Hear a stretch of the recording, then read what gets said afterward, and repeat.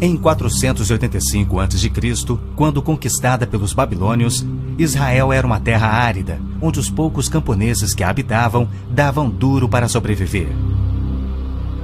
Esta era a terra que Deus havia prometido para Abraão, Isaque e Jacó, e aos seus descendentes para sempre. Toda a terra que você está vendo, darei a você, Abraão, e a sua descendência para sempre. A terra não poderá ser vendida definitivamente, porque ela é minha. O povo que orgulhosamente habitava a terra prometida foi dizimado, espalhado e levado à Babilônia, onde passou 70 anos, conforme predito por Jeremias. Toda esta terra se tornará uma ruína desolada, e vocês estarão sujeitos ao rei da Babilônia durante 70 anos. Muitos judeus haviam voltado a Jerusalém para reerguer o templo, mas o resto da cidade estava em ruínas, suas paredes derrubadas e portões queimados. Em meio à desolação, Deus inspirou o profeta Zacarias a proferir uma das profecias mais notáveis já registradas. Ela predizia o período bíblico conhecido como os últimos dias. Farei de Jerusalém uma taça que embriague todos os povos ao seu redor. Farei de Jerusalém uma pedra pesada para todas as nações. O cumprimento dessa profecia após o admirável renascimento de Israel em 1948 é constatado pelo mundo todo. Exatamente como previsto na Bíblia, ao invés de Nova York, Berlim ou Moscou, a pequenina Jerusalém é o fardo maior dos países do mundo. O peso que ela tem é tal que o Conselho de Segurança das Nações Unidas dedicou quase 1/3 das suas deliberações a Israel, que representa apenas 1/1000 da população mundial.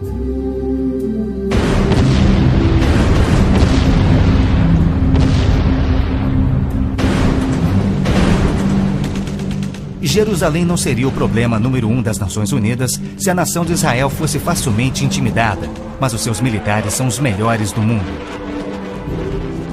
Naquele dia farei que os líderes de Judá sejam semelhantes a um braseiro. Eles consumirão todos os povos ao redor. O Senhor protegerá os que vivem em Jerusalém.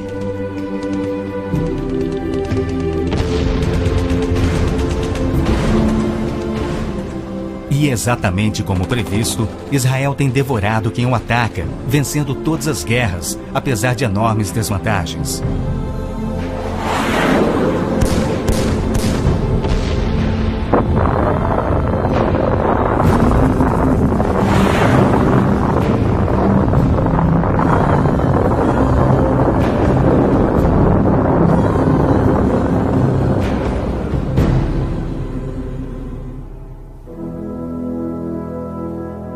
O anjo Gabriel revelou a Daniel que Jerusalém seria reconstruída e que após 483 anos viria o Messias. E que seu próprio povo, o povo de Israel, o rejeitaria e o crucificaria. Que a cidade e o templo ficariam outra vez em ruínas. E foi assim que aconteceu. Depois o ungido será morto e já não haverá lugar para ele. A cidade e o lugar santo, o templo, serão destruídos pelo povo do governante que virá. Jesus entrou em Jerusalém no dia exato da profecia, foi aclamado como Messias e depois rejeitado. Jesus mesmo profetizou: Eu lhes garanto que não ficará aqui pedra sobre pedra, serão todas derrubadas. E serão levados como prisioneiros para todas as nações. No ano 70 DC, exatamente como Cristo previu, os exércitos romanos, sob Tito, saquearam Jerusalém, derrubaram o templo de Herodes e não deixaram pedra sobre pedra. Mais de 1 milhão de judeus foram mortos e o remanescente espalhado pelas nações. Vocês serão desarraigados da terra em que estão entrando para dela tomar posse. Então o Senhor os espalhará pelas nações, de um lado ao outro da terra. Os profetas de Israel também previram o antissemitismo, que perseguiria os judeus por toda parte. Vocês serão motivo de horror e objeto de zombaria e de riso para todas as nações.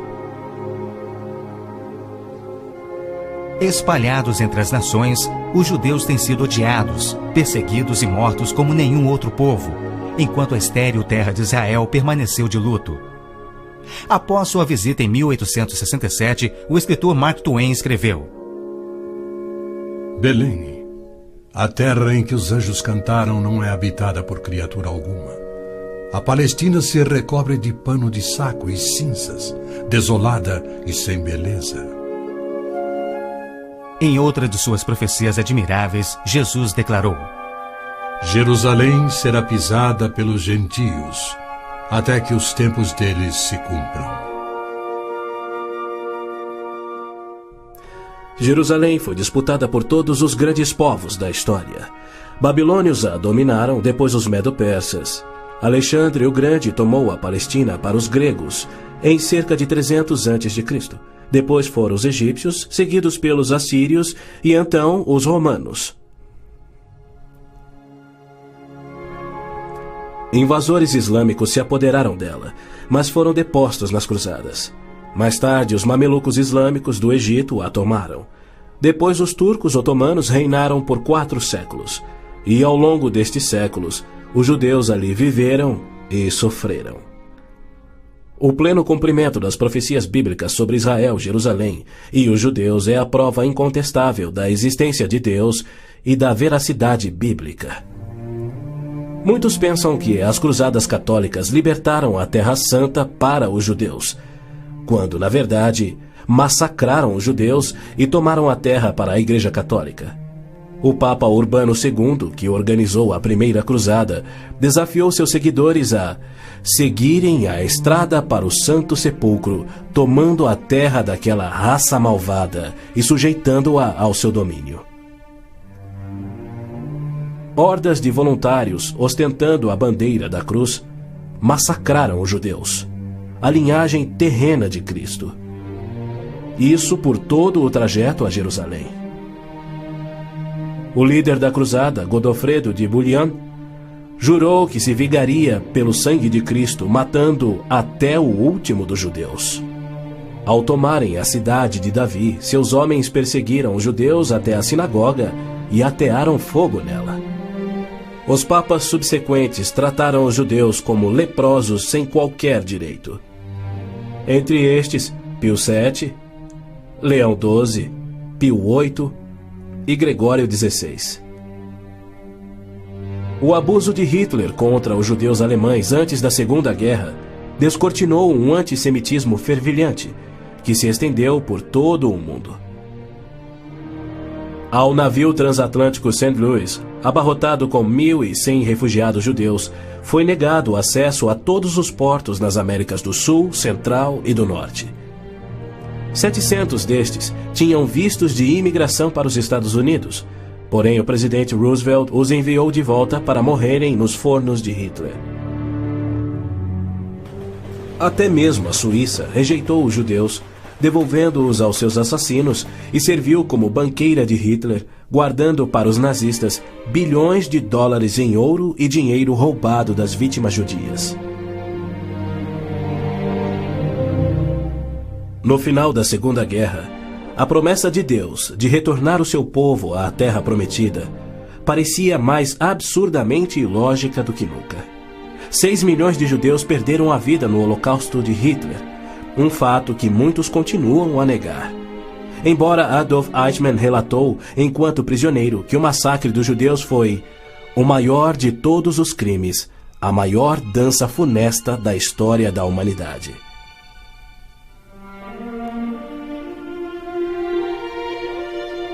E o mais incrível é que, após a guerra, centenas dos esqueléticos sobreviventes, libertados dos campos de extermínio, foram mortos em toda a Europa. Porém, Deus não esquecera das suas promessas. De 1945 a 1948, apesar de um cruel bloqueio naval inglês, 10 navios antigos contrabandearam 70 mil sobreviventes do Holocausto para dentro da Terra Prometida. Nas palavras de um dos sobreviventes, os velhos navios e a frota britânica eram ameaças menores que a vida na Europa. Pela primeira vez em anos tínhamos um propósito: a criação de um Estado judeu. Milhões de judeus têm voltado a Israel oriundos de mais de 100 países. A existência de Israel hoje, na Terra Prometida, é incontestavelmente uma obra de Deus. Vejam, eu os trarei da terra do norte e os reunirei dos confins da terra. Aquele que dispersou Israel o reunirá. Em novembro de 1947, as Nações Unidas adotaram a sua Resolução 181. Ela dividia a Palestina, dando 18% aos judeus e 82% aos árabes. E tornou Jerusalém uma cidade internacional que, conforme o Vaticano também insistiu, nunca poderia ter domínio judeu.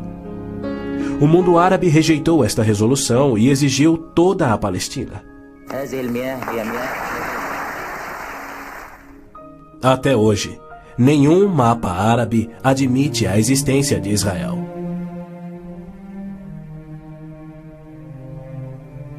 Em 14 de maio de 1948, Israel declarou sua independência. E foi imediatamente invadido por 6 nações árabes. Seus soldados eram várias vezes mais numerosos que os colonos judeus e tinham superioridade indiscutível em armas, tanques e aviões. Tendo recebido da ONU uma faixa estreita e indefensável de terra, rodeada de inimigos dispostos a exterminá-lo, Israel deveria ter sido aniquilado. Porém, para a surpresa do mundo inteiro, que torcia para os seus inimigos, os colonos israelenses derrotaram os que buscavam destruí-los, exatamente como Deus prometera. E assim tem acontecido em guerra após guerra, à medida que seus inimigos têm tentado aniquilar Israel. Sim, é isto mesmo. A aniquilação é o seu propósito declarado. Os muçulmanos têm como dever religioso a exterminação dos judeus. Eles sonham com sua destruição e promovem festividades para honrar os assassinos dos inocentes cidadãos de Israel. O fundamentalismo islâmico começa a varrer o nosso mundo. O próprio Maomé declarou: A última hora não virá antes que os muçulmanos lutem contra os judeus e os muçulmanos os matem. Mas por que a imprensa chama os terroristas muçulmanos de radicais e extremistas? Na verdade, eles apenas estão sendo fiéis ao islamismo. O Corão ordena: Não tomeis por confidentes amigos os judeus nem os cristãos. Matai os idólatras, os não muçulmanos, onde quer que os acheis. Capturai-os, acossai-os e espreitai-os. Líderes muçulmanos, religiosos e políticos ameaçam os judeus como fazia Hitler na TV, pelo rádio e alto-falantes nas ruas e nas mesquitas. Quando Gaddafi brada: a batalha de Israel será tal que Israel deixará de existir, ele fala por todos. O extermínio de Israel é transmitido aos muçulmanos desde o aleitamento. Um ministro da educação da Síria escreveu: O ódio com que doutrinamos as mentes dos nossos filhos desde o parto é sagrado. Um livro-texto de adolescentes egípcios declara: Israel não viverá se os árabes forem firmes no seu ódio. E um livro de pré-adolescentes diz: Os árabes não desistem de trabalhar em prol do extermínio de Israel. É uma loucura Israel tentar firmar acordos de paz com inimigos como estes, mas a pressão mundial o obriga a isto. Na Guerra de Yom Kippur de 1973, milhares de tanques atravessaram simultaneamente o Sinai, oriundos do Egito, e descendo o Golã a partir da Síria num ataque surpresa cuidadosamente orquestrado. As forças militares de Israel estavam todas de licença, celebrando a mais sagrada de suas festas religiosas, levando, portanto, 3 dias para que se mobilizassem. 300 mil israelenses enfrentaram 1,2 milhões de árabes. Escapando por um fio da derrota, Israel sofreu pesadas baixas. Mas, em cumprimento incontestável da admirável profecia de Zacarias, de que as tropas judias seriam como fogo que consumiria as nações vizinhas, Israel expulsou os seus inimigos. Em retaliação por ter se defendido, 61 nações romperam relações diplomáticas com Israel, enquanto nenhuma nação repreendeu os árabes por seu ataque surpresa. Este tenso e custoso estado de alerta de Israel tem sido manipulado de modo a acusá-lo de perpetrador de violência infundada contra vizinhos amantes da paz. O antissemitismo é uma força motriz da mídia mundial, que é muito influenciada pelo dinheiro do petróleo. Não se veicula nenhuma crítica aos árabes e suas repetidas ameaças de extinção de Israel. Quando Israel deportou 400 terroristas do Hamas e do Jihad Islâmico por terem matado e mutilado centenas de seus civis, foi criticado pela mídia internacional e censurado pelas Nações Unidas. Mas quando o Kuwait deportou 300 mil palestinos, em sua maioria civis inocentes, a mídia fez pouco caso e as Nações Unidas ignoraram o fato. As Nações Unidas são flagrantemente pró-árabes e contra Israel. As chamadas Forças de Paz das Nações Unidas no Líbano abrigaram terroristas da OLP, ofereceram suas instalações para treinar terroristas, forneceram equipamento militar e auxiliaram as equipes de terroristas a caminho de atacarem Israel. Quando Israel se viu pressionado a ponto de invadir o sul do Líbano para expulsar a OLP, descobriu na área das Nações Unidas estoques suficientes de armamentos para sustentarem uma invasão de 1 milhão de homens. E a maioria, incrivelmente, era avançada demais para ser operada pela OLP e era obviamente destinada a uma invasão soviética. A ONU já condenou Israel mais de 370 vezes por ter se defendido, porém nunca condenou os terroristas ou os seus agressores. 2 anos após a Olimpíada de Munique, em que a OLP assassinou 11 atletas israelenses, Arafat, o seu líder, foi convidado para falar na Assembleia Geral da ONU. E foi recebido como herói, embora clamasse pela extinção de Israel. O então secretário-geral da ONU, Boutros Ghali, declarou: Os judeus devem abrir mão de sua condição de nação e do Estado de Israel para serem assimilados como uma comunidade do mundo árabe. O Domo da Rocha, no cume do Monte Moriá, está situado no coração de Jerusalém. Esta edificação de 141 mil metros quadrados inspira paixões tão explosivas que pode ser o estopim da Terceira Guerra Mundial a qualquer instante. Foi ali que Abraão obedientemente construiu um altar e colocou sobre ele o seu filho Isaque, disposto a oferecê-lo como sacrifício a Deus. Mas Deus o impediu e proveu um carneiro para substituir a Isaque.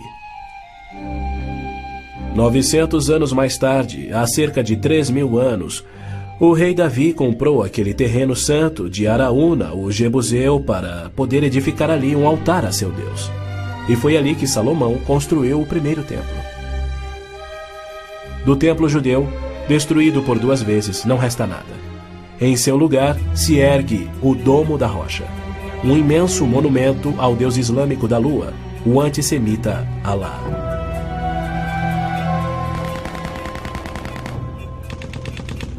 Em 1967, quando Israel capturou o leste de Jerusalém e junto com ele o Monte do Templo, isto parecia contradizer a profecia de Cristo de que Jerusalém seria pisoteada pelos gentios até a sua vinda. Mas, incrivelmente, Israel imediatamente devolveu o Monte do Templo aos cuidados do rei Hussein da Jordânia. Este, por sua vez, o confiou a Yasser Arafat e a sua OLP em 1994. Assim, o coração de Jerusalém está nas mãos de gentios, e as nações dos gentios de todo o mundo exigem o controle. Uma das principais tensões no Oriente Médio, hoje em dia, é a questão do chamado povo palestino. A Organização de Libertação da Palestina, a OLP, liderada por Yasser Arafat desde 1969, alega representar os palestinos. A OLP declara: Nosso conflito com o inimigo sionista não surge em função da demarcação de suas fronteiras, mas sim da própria existência de Israel. A OLP, como todos devem saber, é uma organização islâmica de terrorismo. Ela treinou as gangues de assassinos de Idi Amin, que mataram 300 mil cristãos negros em Uganda. Na verdade, a maioria das organizações terroristas em todo o mundo foram treinadas pela OLP. Arafat cometeu seu primeiro assassinato aos 20 anos. Sob sua liderança, a OLP se tornou a maior, a mais rica, a mais violenta e a mais sangrenta das organizações terroristas já conhecidas. Em 1970, a OLP tinha 55 bases na Jordânia, e seu terrorismo contínuo contra os civis jordanianos era tão maligno que o rei Hussein a atacou com suas tropas de beduínos e, após semanas de sangrentas batalhas, expulsou a OLP para o Líbano. Ali, a OLP aniquilou as cidades cristãs de Damour, Beit Malá, Tal Abbas e outras. A mídia fez vistas grossas ao seu reinado de terror no Líbano. A imprensa internacional foi ameaçada e se manteve em silêncio. Os que ousaram divulgar a verdade tiveram mortes brutais. Larry Bergman e Sean Turan, da TV ABC, Mark Trion, da Rádio Belga Livre, Robert Pfeffer, da revista Der Spiegel, e outros. Cerca de 300 mil civis libaneses foram mortos e mais de 100 mil das jovens sobreviventes foram engravidadas por estupros da OLP antes que Israel a expulsasse. Porém, novamente, Israel foi censurado. Ladies and gentlemen, Mr. Arafat, Chairman of the Executive Council of the Palestine Liberation Organization, His Excellency Yitzhak Rabin, Prime Minister of Israel, the President of the United States. Quaisquer tratados de paz com a OLP têm como propósito único enganar Israel. O modelo que os muçulmanos seguem hoje foi dado por Maomé. Em 628, ele firmou um tratado de paz de 10 anos com sua tribo Quraysh, em Meca. 2 anos mais tarde, ele atacou Meca, matando os homens e escravizando as mulheres e crianças. Arafat declarou publicamente: Em nome de Alá, eu não considero o acordo de paz entre a OLP e Israel mais do que o acordo assinado entre nosso profeta Maomé e a tribo Quraysh. A paz para nós implica na destruição de Israel. O primeiro passo é fingir a paz para ganhar territórios dentro de Israel, de onde possa lançar sua destruição final. Por incrível que pareça, Arafat e seus assassinos da OLP têm sido eximidos e celebrizados pela mídia mundial. Este criminoso, impiedoso e sadista recebeu um prêmio Nobel da Paz e é honrado como campeão da justiça em prol do oprimido povo palestino. Palestinos? Nunca houve palestino, seja povo, nação, língua, cultura, religião ou economia. As alegações de serem descendentes de um povo palestino que supostamente habitou uma terra chamada Palestina por milhares de anos não passa de uma mentira intencional. A terra era chamada Canaã e era habitada por cananeus. E o que fora Canaã tornou-se a terra de Israel quando Deus a entregou ao seu povo. Porém, uma história revisada que oculta a verdade é promovida nas melhores enciclopédias e livros, incluindo publicações cristãs. Aqueles que hoje se denominam palestinos são árabes, por berço, língua, religião islâmica e cultura. A origem do termo Palestina provém dos filisteus, os arqui-inimigos do antigo Israel. Em 130 d.C., os romanos reconstruíram Jerusalém como uma cidade pagã, tendo um templo de Júpiter no lugar do templo judeu. Provocados à rebelião, 500.000 de judeus foram mortos e milhares escravizados. Os romanos, irados, renomearam a terra de Israel, batizando-a de Síria-Palestina. Assim surgiu o termo palestino. Dali em diante, os judeus que ali viviam foram chamados de palestinos. Na Segunda Guerra, o exército britânico tinha uma brigada palestina composta por voluntários judeus. A Orquestra Sinfônica da Palestina era de judeus, assim como o Palestine Post era um jornal de judeus. Em 1948, árabes fugidos de Israel começaram a alegar que eles eram os verdadeiros palestinos e que a terra de Israel sempre lhes pertencera. E a mídia mundial promove essa mentira. Mas a verdade é que em 1948 os árabes ocupavam meros 3% da Palestina. Enquanto que a posse de Israel data de 4.000 anos de quando Abraão adquiriu a caverna Macpela em Hebrom. Ali Abraão sepultou sua esposa Sara, e ali estão enterrados Abraão, Isaque, Rebeca, Jacó e Lia. Em Hebrom, Davi foi coroado rei. É um lugar sagrado para os judeus e não tem nada a ver com os árabes ou com o Islã. E ainda assim os muçulmanos ignoram a presença contínua dos judeus por 3.000 anos e dizem que Hebrom é sua. Construíram uma mesquita e estão determinados a expulsar todos os residentes judeus. Há meio século, o mundo convive com o problema de centenas de milhares dos autodenominados refugiados palestinos da guerra pela independência em 1948. Em mais uma mentira típica, a mídia internacional acusa os judeus de impiedosamente desalojarem a população nativa. Mas, na verdade, foi o alto comando árabe que os instruiu por rádio a deixar rapidamente a Palestina enquanto eles massacrariam os judeus. Uns 350.000 fugiram. Muitos ficaram. Os que ficaram hoje são cidadãos israelenses e atualmente compõem uns 16% do eleitorado de Israel. A Jordânia anexou o território palestino designado pela ONU, expeliu todos os judeus, destruiu as sinagogas judaicas e renomeou de margem ocidental as terras conhecidas por Judeia e Samaria desde os tempos bíblicos.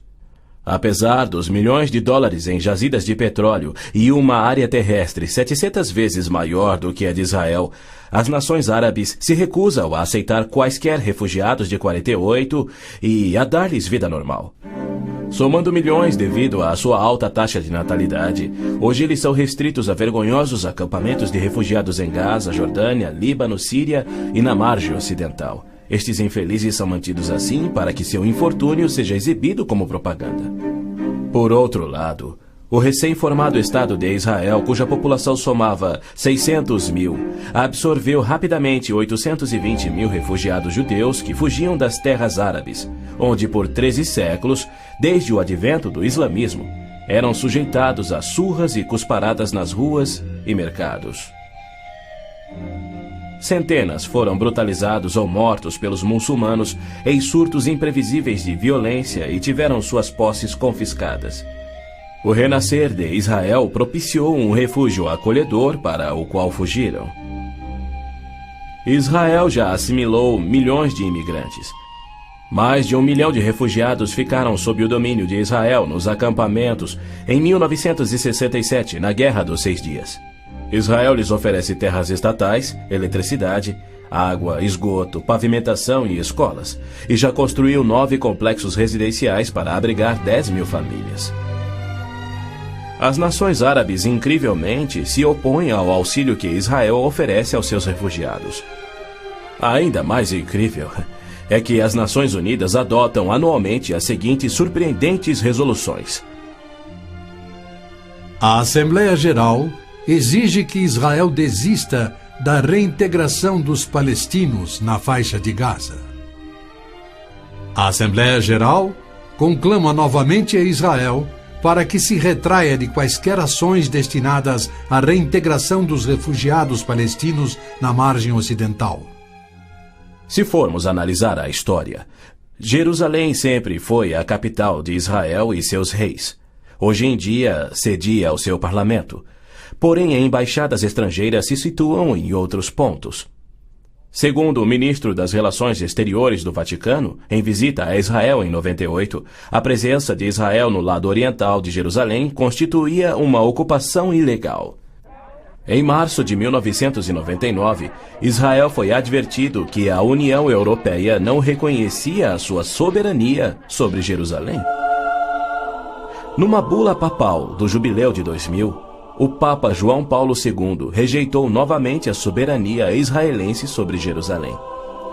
Em fevereiro de 2000, o Vaticano assinou um acordo com a OLP, no qual se pedia garantias internacionais de que Jerusalém fosse mantida sob controle internacional. Os maiores inimigos de Israel são o Islã e o catolicismo romano. João Paulo II tem calorosamente recebido o fascínora Yasser Arafat diversas vezes, até mesmo quando estava no auge de sua carreira como um dos assassinos e criminosos mais notórios do mundo. É claro que João Paulo II tem piamente condenado o antissemitismo, como lhe cabe fazer. Porém, ele se limita a se desculpar por atos cometidos por filhos e filhas da Igreja. E ele nunca, jamais, admitiu que os judeus e evangélicos martirizados na Inquisição o foram por política oficial da Igreja e seus papas. Roma insiste até em nossos dias que os católicos e não os judeus são o povo escolhido por Deus. Por exemplo, em 1928, um decreto do Vaticano se referia aos judeus como povo anteriormente escolhido por Deus. Em 1965, o Segundo Concílio do Vaticano declarou: a Igreja constitui o novo povo de Deus. A Roma Católica se denomina a Cidade Santa, a Cidade de Deus, a Cidade Eterna, títulos que Deus deu a Jerusalém. O interessante é que, ao invés de repreender Arafat por sua paixão por aniquilar Israel e suas crenças islâmicas anticristãs, o Papa aceitou seu convite para estar com ele em Jerusalém, celebrando a quem chamou de o nosso Jesus Cristo, entre aspas. Nosso Jesus Cristo?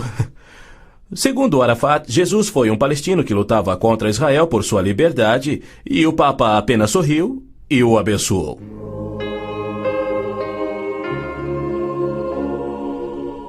Os judeus culpam a Cristo e aos cristãos pelo antissemitismo do catolicismo romano. Mas o catolicismo, com seu falso evangelho de obras, sacramentos, purgatório e indulgências, não representa o cristianismo bíblico. Nenhum cristão verdadeiro poderia ser antissemita. Jesus foi um judeu. Inclusive, a Igreja Católica matou muito mais evangélicos do que judeus. O Papa Inocêncio III massacrou por completo a cidade de Béziers, na França. Morreram cerca de 60 mil cristãos albigenses. E, segundo o Papa, foi o auge do seu papado. Os exércitos dos papas levaram um século para exterminar os albigenses, e o mesmo destino foi imposto aos valdenses, huguenotes, husitas e outros. No massacre de São Bartolomeu foram chacinados 70 mil huguenotes, mais 200 mil foram mortos depois e 500 mil fugiram da França para salvar a vida. E como estes, há muitos outros exemplos. Hitler não assassinaria os 6 milhões de judeus se os séculos do antissemitismo romano não tivessem preparado o caminho. Em 26 de abril de 1933, Hitler relembrou aos representantes do Vaticano, Bispo Börning e Monsenhor Steinmann, que por 15 séculos Roma considerara os judeus parasitas a serem exterminados, e que ele lhes oferecia uma solução final para o problema dos judeus. Antes de se tornar o Papa Pio XII, o cardeal Eugênio Pacelli, núncio papal da Alemanha, entregou dinheiro do Vaticano a Hitler para formar o partido nazista. Ao se tornar Papa, Pacelli enviou uma mensagem de apoio ao Führer. Ao ilustre Herr Adolf Hitler, Führer e chanceler do Reich alemão. É com grande prazer que recordamos os muitos anos passados na Alemanha como núncio apostólico, ocasião em que fizemos de tudo para estabelecer relações harmoniosas entre a Igreja e o Estado. Agora, suplicamos ainda mais fervorosamente para alcançarmos este alvo. Era 1939 e os abusos de Hitler, bem como suas intenções para os judeus, já eram conhecidos em todo o mundo.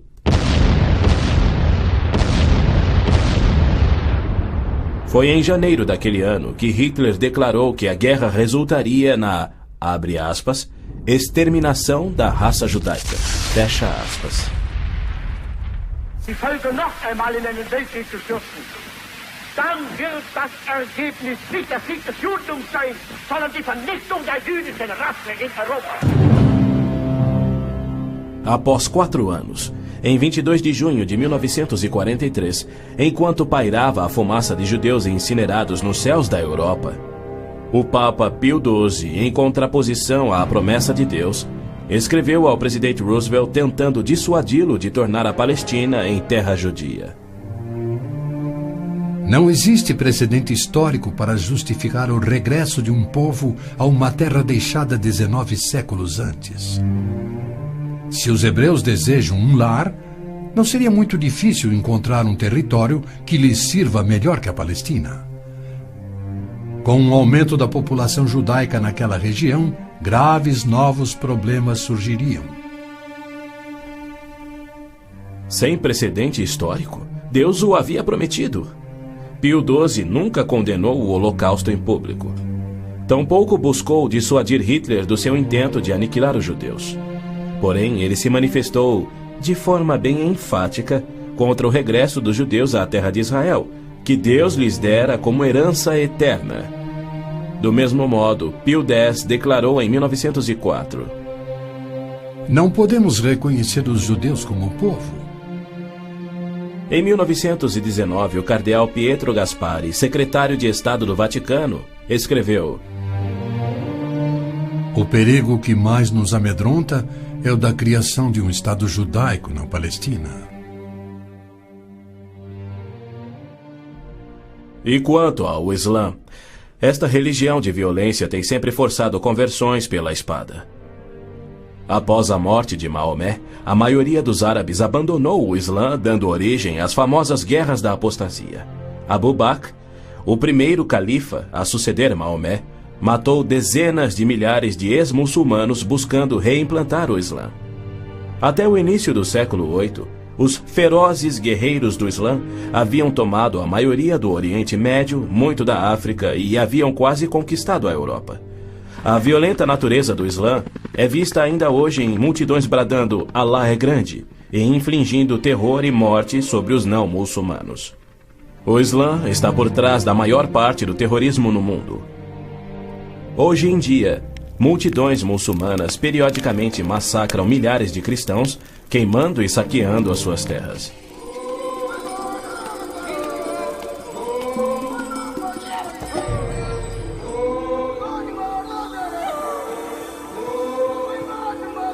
No sul do Sudão, milhões de cristãos negros estão sendo privados de alimento, escravizados e até mortos pelo governo islâmico do norte. É verdade que os judeus foram mortos durante as cruzadas, mas isso foi contra o ensinamento de Cristo e seu divino exemplo. Já os terroristas muçulmanos matam como forma de obediência a Allah, em obediência ao Corão e ao ensino e exemplo de Maomé. Qualquer estudioso muçulmano concordará ser o dever sagrado de todo muçulmano em todas as eras praticar guerra santa o quanto for possível para forçar o mundo inteiro à submissão ao Islã. O Corão mantém mais de 100 versículos sobre lutar e matar neste propósito. Porém, a mídia internacional insiste em descrever o Islã como religião pacífica. Tony Blair, o premier britânico, classificou o Islã dizendo ser sinônimo da paz, tolerância, além de uma força para o bem. Muitos políticos de destaque no Ocidente têm elogiado o Islã e seus caminhos pacíficos, e líderes religiosos também.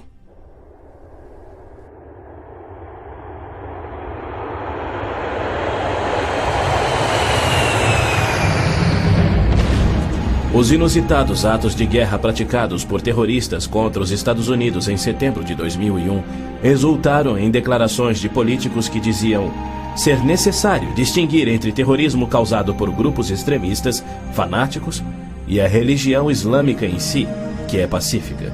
O escritor Tom Clancy disse que o Islã, como religião, não promove a violência.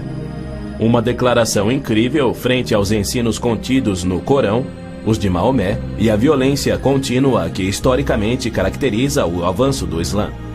Esta é a visão romântica do Islã que encoraja o terrorismo. Para esses criminosos, Arafat é a prova viva das recompensas conferidas aos que aspiram ao terrorismo. Ele é o mais vil e bem-sucedido terrorista da história. A OLP detinha o recorde do maior sequestro aéreo, 4 aeronaves numa única operação, apenas igualado em 2001. O maior número de reféns, 300 pessoas na mesma operação e outros recordes que se mantêm até hoje. O número de pessoas baleadas num aeroporto, o maior resgate pago, $5 milhões pagos pela Lufthansa. A maior diversidade de alvos, 40 aeronaves de passageiros civis, 5 navios de passageiros, 30 embaixadas ou missões diplomáticas, além de incontáveis fábricas, depósitos de combustível, etc, etc, etc. Ao invés de ser julgado como réu em corte internacional, assim como os nazistas e líderes sérvios, os sangrentos atos de Arafat atraíram a ONU, a União Europeia e incontáveis líderes políticos e religiosos para o seu lado contra Israel e lhe outorgaram o Prêmio Nobel da Paz. O que confere a pilotos habilidosos a coragem e o ímpeto de se apoderarem de jatos comerciais e arremetê-los contra edifícios civis ou militares. Ou outros que se suicidam explodindo ônibus em Tel Aviv. Somente uma coisa: a garantia islâmica do paraíso para os que morrem na jihad. Aos mártires, o Islã promete um palácio de marfim contendo 70 mansões, cada mansão contendo 70 casas e em cada casa uma cama com 70 lençóis. E em cada lençol uma linda virgem que recupera sua virgindade a cada vez que o mártir a possui. Lhe é prometido que o seu apetite para o sexo e alimento será igual ao de 100 homens. Os meninos muçulmanos ouvem essa promessa desde a infância. Ela lhes confere a coragem inconsequente que os faz treinar e executar ações terroristas suicidas para infligir morte e destruição sobre os chamados inimigos de Alá. Quando este mundo reconhecerá que o Islã é que é o culpado? E quando os muçulmanos que desprezam o terrorismo perceberão estarem seguindo uma religião terrorista, conforme a história comprova? Os muçulmanos têm continuamente se torturado, se combatido e se matado. Nos 8 anos de guerra entre o Irã e o Iraque, foram usados milhares de toneladas de gás venenoso e as mortes somaram mais do que as da Primeira Guerra Mundial. Nos territórios da OLP tomados de Israel, não há liberdade de consciência, de expressão, de religião ou de imprensa e nem voto democrático. E isto caracteriza todos os países islâmicos. Na Arábia Saudita, no berço do islamismo, não se admitem judeus. Cidadania é privilégio muçulmano. É vedada a construção de templos que não sejam islâmicos e, segundo a lei universal do islamismo, a pena de morte é oficial e é destinada ao muçulmano que se converte a qualquer outra religião.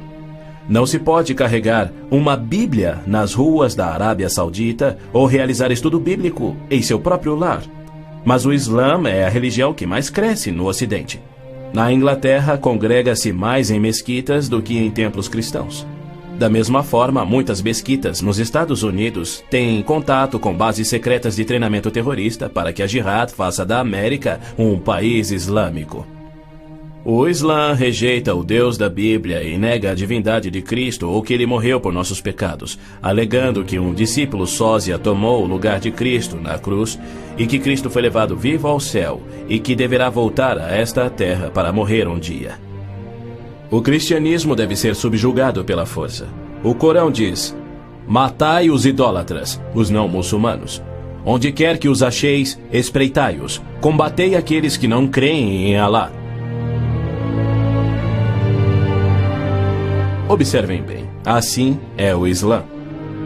Porém, segundo Robert Schuller, se ele voltasse daqui a 100 anos e descobrisse que seus descendentes eram muçulmanos, ele não se importaria.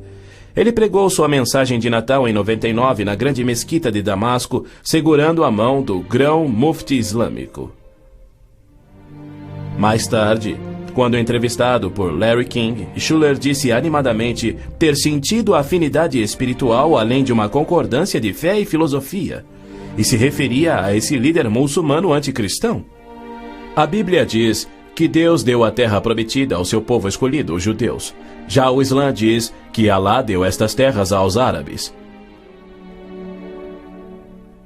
Assim se desdobra um tremendo conflito entre o Deus de Abraão, Isaque e Jacó, que ama os judeus, e o Deus de Maomé, que odeia os judeus e pede a sua destruição.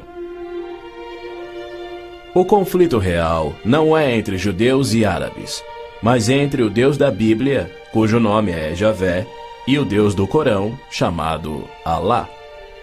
12 vezes no texto bíblico Deus refere-se a si mesmo como o Deus de Abraão, o Deus de Isaque e o Deus de Jacó.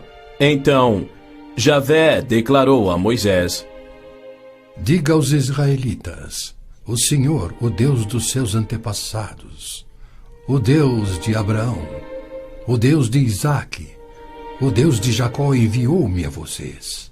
Esse é o meu nome para sempre, nome pelo qual serei lembrado de geração em geração. É Satanás que tem inspirado 3.000 anos de antissemitismo.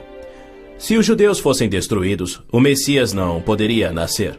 Mesmo após a vinda de Cristo, se Satanás destruísse os judeus, Javé seria um mentiroso, incapaz de cumprir sua promessa de restaurar a terra a Israel para que dali Cristo reinasse no trono de Davi na sua segunda vinda. A integridade de Deus tem a ver com a sobrevivência de Israel. Embora não conste uma única vez no Corão, há mais de 800 menções de Jerusalém na Bíblia. Dela é dito repetidas vezes ser o local em que Javé, o Deus da Bíblia, estabeleceu o seu nome para sempre. Yasser Arafat alega que Jerusalém tem sido uma cidade árabe há milhares de anos, quando na realidade ela nunca o foi. Em julho de 1889, constou no jornal Pittsburgh Dispatch que, dos 40.000 habitantes de Jerusalém, 30.000 eram judeus e a maioria do restante era cristã. Quando Israel declarou sua independência em 1948, havia 100.000 judeus vivendo na Jerusalém antiga. Ela foi fundada há 3.000 anos por Davi, o grande rei de Israel, e se manteve uma cidade judia desde então. Não é à toa que mais de 40 vezes a Bíblia se refere a Jerusalém como sendo a cidade de Davi. Ali Deus estabeleceu o trono de Davi para sempre. E naquele trono, o Messias, descendente de Davi, deverá reinar sobre Israel e o mundo. O Senhor Deus lhe dará ao Messias o trono de seu pai Davi, e ele reinará para sempre sobre o povo de Jacó. Jerusalém é um cálice de tontear porque líderes mundiais rejeitam o Deus bíblico e seu plano de paz para Jerusalém e o mundo. A insistência do Vaticano e da ONU de que Jerusalém deve ser uma cidade internacional e dos muçulmanos que dizem que ela lhes pertence constituem desafios ao Deus de Abraão, Isaque e Jacó, assim como a paixão muçulmana pela destruição de Israel. As nações muçulmanas estão se armando com mísseis capazes de portar ogivas químicas e biológicas, além de nucleares. Certamente não são armas de defesa. Todo mundo sabe que tem um propósito único: chover morte e destruição sobre Israel. A Síria já fabricou milhares de ogivas químicas, tem vastos estoques de armas biológicas e triplicou seu poderio militar e aéreo desde a Guerra de Yom Kippur em 1973. Israel também tem armas nucleares, atualmente posicionadas em modernos submarinos, e certamente não seria vencido sem utilizá-los. Era a isto que Cristo se referia quando, numa surpreendente profecia que antevia os armamentos modernos, ele alertou sobre uma destruição tão incrível que, se ele não intervisse para interrompê-la, não restaria vida na Terra? E se aqueles dias não fossem abreviados, ninguém sobreviveria. O Armagedon é tema frequente nas profecias bíblicas. A Bíblia descreve com clareza os eventos que anteciparão o Armagedon. Milhões de judeus já voltaram a Israel depois de serem espalhados entre as nações. Eles reconstruíram Israel a partir do nada e sentem-se seguros com uma falsa paz. Com a progressão do processo dessa falsa paz, os árabes matam e queimam as casas dos árabes que suspeitam estar cooperando com Israel. Terroristas muçulmanos que matam judeus são honrados nos países árabes. Ruas e feriados recebem os seus nomes. Na virada do milênio, o Prêmio Palestino de Cultura foi outorgado a Abu Daud por seu livro no qual descreveu como planejou e executou o assassinato de 11 atletas israelenses nas Olimpíadas de Munique em 72. Ainda assim, os israelenses seguem sonhando em alcançar a paz com aqueles que juraram exterminá-los. Logo a seguir virá aquilo que Jeremias chamou de o tempo da angústia de Jacó. Exércitos do mundo, sob o anticristo, serão trazidos ao Armagedon por Javé, no intento de puni-los por terem odiado, perseguido e matado o seu povo Israel, e para disciplinar Israel por sua descrença. Você, anticristo, avançará contra Israel, o meu povo, nos dias vindouros. Trarei você contra a minha terra para que as nações me conheçam, e todas as pessoas da face da terra tremerão diante da minha presença.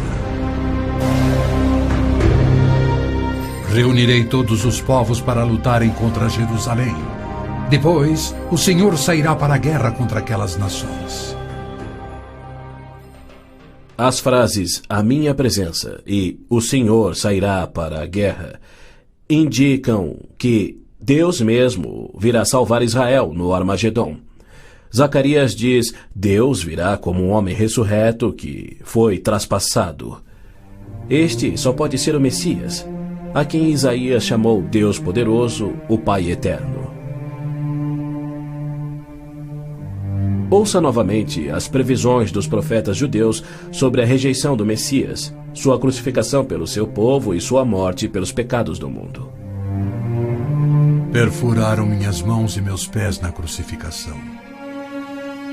Foi desprezado e rejeitado, eliminado da terra dos viventes. Por causa da transgressão do meu povo, ele foi golpeado. Então o ungido será morto e já não haverá lugar para ele, apenas para os pecados do mundo. Em consonância com os profetas de Israel, João nos revela o Armagedon no último livro da Bíblia e nos mostra Cristo voltando do céu para destruir o anticristo, exatamente como Paulo também profetizou. Vi os céus abertos e diante de mim um cavalo branco, cujo cavaleiro se chama Fiel e Verdadeiro.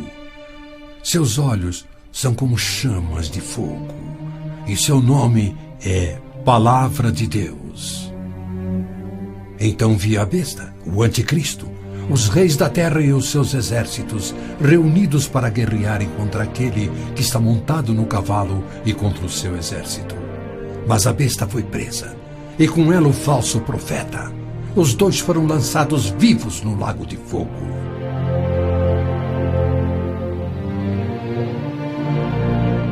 Antes do Armagedon, o anticristo irá confirmar um pacto de 7 anos, garantindo uma falsa paz entre árabes e judeus. Prometerá segurança a Israel, permitirá que Israel reconstrua o templo e reinicie os sacrifícios de animais, após um intervalo de mais de 1900 anos. O anticristo quebrará seu pacto, cessará os sacrifícios, colocará a sua imagem no templo, declarando ser Deus e exigindo ser adorado. Os que se recusarem morrerão. Com muitos ele fará uma aliança que durará uma semana. No meio da semana ele dará fim ao sacrifício e à oferta. Então será revelado o homem do pecado, chegando até a assentar-se no santuário de Deus, proclamando que ele mesmo é Deus. Foi-lhe dado poder para fazer que fossem mortos todos os que se recusassem a adorar a imagem. A que semana Gabriel se referia? Quando isso acontecerá? Ele disse a Daniel que após 70 semanas ou 490 anos, toda a profecia se cumpriria, Israel seria restaurado e jamais voltaria a desonrar a Deus. No final das primeiras 69 semanas de anos, ou seja, 483 anos, o Messias viria e seria morto. O tempo seria contado a partir da data em que o rei da Babilônia concedeu a autorização para a reconstrução de Jerusalém. A partir da promulgação do decreto que manda restaurar e reconstruir Jerusalém, até que o ungido, o líder, venha, haverá 7 semanas e 62 semanas. Neemias diz ter recebido autorização para a reconstrução de Jerusalém no mês de Nissan do 20º ano do rei Artaxerxes, ou seja, em 445 a.C. No domingo, 6 de abril de 32 DC, dia em que se completavam exatos 483 anos, hoje o chamado Domingo de Ramos, Jesus entrou em Jerusalém. Não num cavalo branco, conduzindo uma insurreição contra Roma, como os autoproclamados messias tentaram e os judeus queriam, mas num jumento, humildemente trazendo a salvação dos pecados, conforme Zacarias havia predito. Alegre-se muito, cidade de Sião. Exulte, Jerusalém. Eis que o seu rei vem a você, justo e vitorioso, humilde e montado num jumento, um jumentinho, cria de jumenta. Foi no dia 10 de Nissan, que era o dia em que os cordeiros pascais eram tirados do rebanho, que Jesus entrou em Jerusalém e apresentou ele mesmo ao seu povo. 4 dias mais tarde, quando Israel sacrificava os cordeiros, ele, o Cordeiro de Deus, cravado numa cruz, se entregou pelos pecados do mundo, cumprindo a profecia de Moisés. No 14º dia do mês, quando toda a comunidade de Israel irá sacrificar o cordeiro ao pôr do sol. É fato histórico indiscutível que Jesus entrou em Jerusalém num jumento no dia profetizado, foi aclamado como Messias, foi rejeitado por Israel e crucificado conforme os profetas haviam predito. Como resultado, foram postergados os planos que Deus tinha para Israel na 70ª semana de Daniel. Hoje vivemos na época que Cristo chamou de Tempos dos Gentios, pois Jerusalém é uma cidade internacional dominada por não-judeus. E Cristo tem construído a sua igreja, composta tanto por judeus quanto gentios que creem em seu nome. Somente quando esta igreja for arrebatada para os céus, conforme prometido por Cristo, é que terá início a 70ª semana de Daniel. Israel tem profundos problemas espirituais e morais, há hostilidade entre judeus religiosos e seculares e uma desilusão crescente com o judaísmo, especialmente entre a juventude. Israel sofre com drogas, pornografia, prostituição, juventude rebelde, estupros, roubos e assassinatos. Israel precisa se voltar em arrependimento para o Deus de Abraão, Isaque e Jacó. Mas os rabinos nada têm para oferecer aos pecadores arrependidos. Exatamente como Oséias profetizou, eles não fazem sacrifícios pelo pecado há 1900 anos, pois não têm um templo. Pois os israelitas viverão muitos dias sem rei e sem líder, sem sacrifício. Foi Deus quem profetizou essa condição. Por que ele permitiria que seu povo escolhido ficasse sem sacerdócio e sem templo no qual oferecer os sacrifícios pelos pecados que ele havia ordenado? Isso só faz sentido se o sacrifício de Cristo na cruz cumpriu todos os sacrifícios do Velho Testamento que já não são mais necessários. Caso contrário, Deus abandonou o seu próprio povo e todo o mundo sem recurso para o pecado. E isso ele nunca faria. As escrituras hebraicas contêm mais de 300 profecias, indicando quando e onde o Messias nasceria e como reconhecê-lo quando ele viesse. Cada uma destas foi especificamente cumprida ao pé da letra na vida, morte e ressurreição de Jesus de Nazaré. Se ele não for o Messias, então não existe um Messias. Pois foi Cristo que no dia exato, revelado pelo anjo Gabriel a Daniel, entrou em Jerusalém num jumento, foi aclamado Messias, depois rejeitado e crucificado conforme profetizado.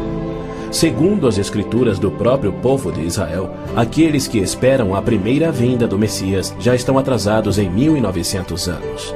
A única esperança de Israel está na sua segunda vinda. E podemos ter certeza de que, havendo gerado a nação de Israel, Deus irá cumprir o seu propósito, pois ele declara: Pode uma nação nascer? Acaso faço chegar a hora do parto e não faço nascer, diz o Senhor? Acaso fecho o ventre? Tragicamente, muitos judeus só crerão no seu Messias no Armagedon.